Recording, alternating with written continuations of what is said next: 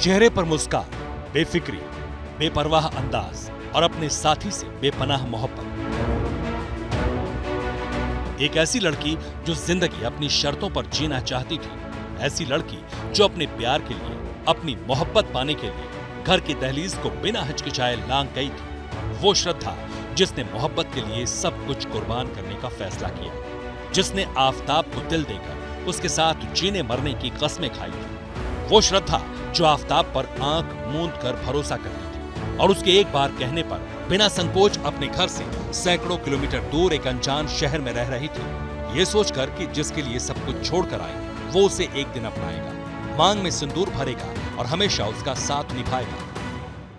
लेकिन प्यार मोहब्बत की इस कहानी में फरेब, मक्कारी और हैवानियत का ऐसा फलसफा छिपा था जिसके बारे में किसी ने सोचा भी नहीं था। 14 नवंबर 2022, महरौली, दिल्ली। दिल्ली का यही वो मकान है जहां पर श्रद्धा और आफताब लिव इन रिलेशनशिप में रह रहे थे। लेकिन अब यहां पुलिस की टीम है, जांच हो रही है। फॉरेंसिक एक्सपर्ट्स मौके पर एक एक सबूत इकट्ठा किया जा रहा है, क्योंकि ये ऐसी वारदात है जिसने पूरे देश को सन्न कर दिया। पुलिस का दावा है कि आफताब ने इसी फ्रिज के अंदर शव के टुकड़े रखे थे। पुलिस ने आफताब को शनिवार को ही हिरासत में ले लिया था। उससे जब पूछताछ की गई तो उसने अपना जुर्म कबूल भी कर लिया और फिर धीरे धीरे कत्ल के सारे राज खोलने शुरू कर दिए। आफताब ने पुलिस को बताया उसने श्रद्धा के बॉडी पार्ट्स को जंगल में ठिकाने लगा दिया, रोजाना रात को जंगल में जाता और फिर शव के हिस्सों को जंगल में फेंका। सवाल है, आखिर श्रद्धा को आफताब ने क्यों मारा? दोनों के बीच ऐसा हुआ क्या जिसके बाद श्रद्धा को मौत के घाट उतार दिया गया? और सबसे बड़ी बात यह कि 6 महीने बाद इस हत्याकांड का पता कैसे चला? पुलिस को क्या सुराग मिले? तो कत्ल और हैवानियत की इस कहानी को ठीक से समझने के लिए सबसे पहले श्रद्धा और आफताब की बैकग्राउंड स्टोरी भी समझनी होगी। 2019, मलाड, मुंबई। बात 2019 की है। मुंबई के पास वसई की रहने वाली श्रद्धा वालकर मलाड के एक कॉल सेंटर में काम करती थी। इसी कॉल सेंटर में श्रद्धा की जान पहचान आफताब अमीन पूनावाला से हुई।